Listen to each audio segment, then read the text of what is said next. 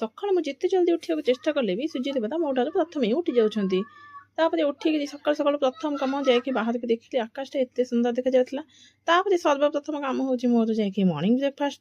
ଆଉ ସେଇଟା ନ କଲେ ଚଳିବ କି, ପୁଅର ସକାଳକୁ ସ୍କୁଲ। ତ ଯାଇକି ପ୍ରଥମେ ରାତିରେ ଭିଜେଇକି ରଖିଥିଲି ଚଣାକୁ ସିଝେଇ ଦେଲି। ତାପରେ ଚଣା ଆଳୁ ତରକାରୀ କରିଦେଲି, ପରଟା ବନେଇଦେଲି। ତାପରେ ଯାଇ ଗାଧେଇ ପାଧେଇକି ଆସିକି ସବୁ ନିତ୍ୟକର୍ମ ସାରି ଲଞ୍ଚ ବନେଇବାରେ ଚାଲିଲି।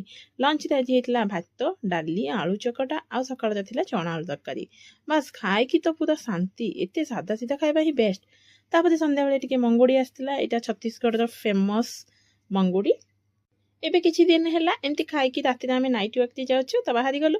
ସବୁଦିନ ତ ଯାଇକି 1.5 କିଲୋମିଟର ପଳେଇ ଆସିଥିଲୁ, କିନ୍ତୁ ଆଜି ସ୍ୱାମୀ ଟିକେ ଠକିଦେଲେ। କହିଲେ ମୋର ମାର୍କେଟରେ କିଛି ଗୋଟେ ସାମାନ କିଣିବାକୁ ଅଛି, ଚାଲ ଯିବା।